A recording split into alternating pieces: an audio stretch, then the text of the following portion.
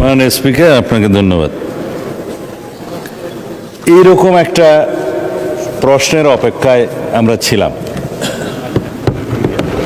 আমরা এর জাতীয় গুরুত্ব সবাই অনুধাবন করেছি, এই জন্য সবাইকে ধন্যবাদ। কিছুদিন যাবৎ আমরা সবাই লক্ষ্য করছি বাংলাদেশের সরকারের প্রধান, তার স্ত্রী, তার কন্যা, আমারও আছে, আমারও স্ত্রী পুত্র কন্যাকে দিয়েছে, অনেকেরই গুরুত্বপূর্ণ রাজনৈতিক ব্যক্তিত্ব এবং সমাজের গুরুত্বপূর্ণ ব্যক্তি তাদের পরিবারের সদস্যদের নিয়ে অথবা রাজনৈতিকভাবে প্রতিপক্ষ বিবেচনায় যে সমস্ত কন্টেন্ট সামাজিক যোগাযোগ মাধ্যমে ভার্চুয়াল মিডিয়ায় প্রকাশিত হচ্ছে স্বাধীনতার নামে এবং মত প্রকাশের স্বাধীনতার নামে, সেটা আসলেই মত প্রকাশের স্বাধীনতা কিনা সেটা পুনরায় সংজ্ঞায়িত করা দরকার। আমরা সেজন্য এই সামাজিক যোগাযোগ মাধ্যম বা যেটাতে আইনি ভাষায় আমরা বলছি cyber space, which includes everything, social communication media, virtual media সহ সব কিছু ইনক্লুড করা হবে এবং এই সংজ্ঞাগুলো নতুনভাবে সংজ্ঞায়িত হচ্ছে। এবং আজকে সকালেই এই বিষয়ে আমি একটা আইনি সংস্কার করার জন্য ড্রাফটে হাত দিয়েছি।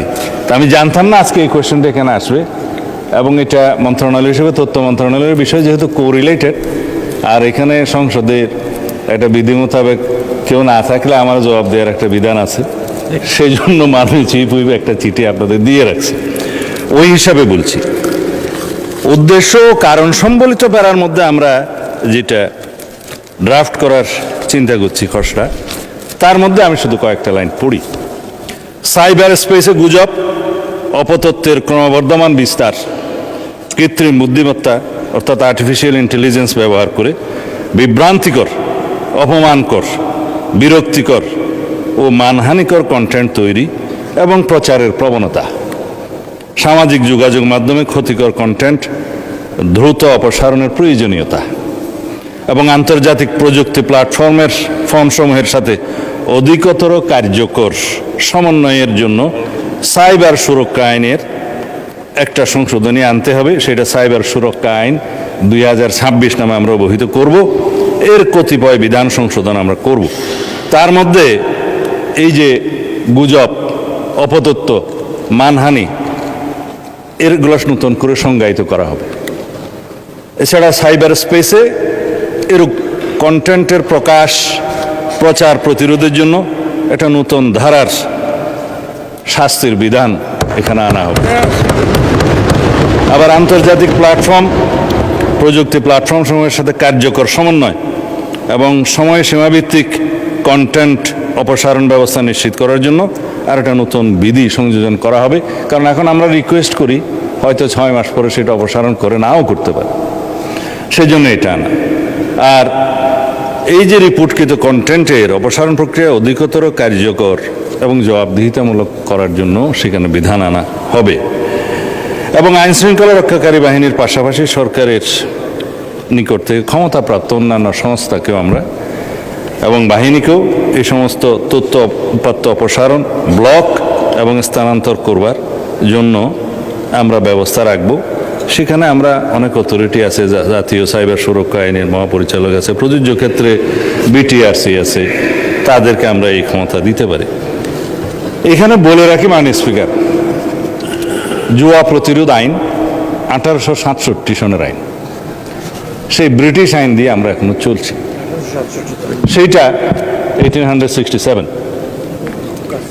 নতুন করে আশা করছি সংসদের এই সেশনে আইনটা আনতে পারবো, ফাইনাল স্টেজে আছি, জুয়া প্রতিরোধ আইন। সেই জায়গায় জুয়া, অনলাইন জুয়া, অফলাইন জুয়া, বিভিন্ন প্ল্যাটফর্ম এগুলো ব্যবহার করে যে অপরাধগুলো সংগঠিত হচ্ছে, তার সাথে মাদকও জড়িত, ওয়েটিং জড়িত, এগুলো এখন আধুনিকায়ন করতে হবে। আমরা আরও অনেক আইন আনার চেষ্টা করছি। আইনি কাঠামোটা দাঁড় করা গেলে সেটা তখন প্রয়োগের ব্যাপার। প্রয়োগের ক্ষেত্রে তখন মিসইউজ হচ্ছে কিনা, অ্যাবিউজ হচ্ছে কিনা সেটা তখন দেখা যাবে, সংশোধনের মাধ্যমে যেতে হবে। কিন্তু আমরা আইনেই আনি না মাননীয় স্পিকার, সবাই এখানে আমাকে বলছে যে মাদক প্রতিরোধ করুন, মাদকের জন্য মাদক দ্রব্য নিয়ন্ত্রণ আইনের ড্রাফটটা করে ফেলেছে, এই সেশনে হয়তো আনতে পারবো। সেখানে মাদক দ্রব্য নিয়ন্ত্রণ আইনের মধ্যে যারা মাদকের জন্য অপারেশন করতে যায়, মাদক ধরতে যায়, তাদের কোনো অস্ত্র নাই মাননীয় স্পিকার। অথচ যারা ড্রাগ ডিলার, ব্যবসায়ী, তারা তাদেরকে অত্যাধুনিক অস্ত্রসজ্জিত হয়ে আক্রমণ করে। তারা কোর্টে মামলা দায়ের করে, কিন্তু পাশাপাশি পুলিশও মামলা দায়ের করে, অন্য কোনো অথরিটিও মামলা দায়ের করে। এখন মাদকদ্রব্য নিয়ন্ত্রণ অধিদপ্তরের কাছে তেমন ল্যাবরেটরি সুবিধা নাই এবং তাদের ট্রেনিংয়ের সুবিধা নেই, তাদের অস্ত্র ব্যবহার আমরা করতে দিতে পারি না। অধিকন্তু কিছু কিছু বিষয় আছে, আমার ডগ স্কোয়াড দরকার। যদি ডগ স্কোয়াড দিয়ে মাদক নিয়ন্ত্রণ করা যায়, শনাক্ত করা যায়, সেটা হচ্ছে উত্তম। কিন্তু সেই ডগ স্কোয়াড আমরা দুই একটা বাহিনীর কাছে আছে, যেমন পুলিশেরও একটা ডগ স্কোয়াড আছে, র্যাবের আছে, তারপরে অন্যান্য জায়গার আছে, এগুলো বলবো না, ডিফেন্স ফোর্সের আছে। কিন্তু মাদকদ্রব্য নিয়ন্ত্রণ যখন রিকুইজিশন দেবে, তারা আসবে, করবে, সেই আইনি ব্যবস্থাও নাই। সেই জন্য এখানে একটা ডগ স্কোয়াডের ব্যবস্থা করতে হবে। মোটামুটি মাদকের বিরুদ্ধে আমরা যে ফাইটটা করব, সেটা আইনি সুরক্ষার মাধ্যমে, আইনি ব্যবস্থার মাধ্যমে, এবং মাদকদ্রব্য নিয়ন্ত্রণ অধিদপ্তরকে একটা স্বয়ং সম্পূর্ণ অর্গানাইজেশন করার জন্য সেই আইনি প্রস্তাবগুলো আনবো মাননীয় স্পিকার। এইভাবে আমরা সামাজিক যে অনাচার, অপকালচার শুরু হয়েছে, সেখান থেকে নিষ্কৃতি পেতে পারবো।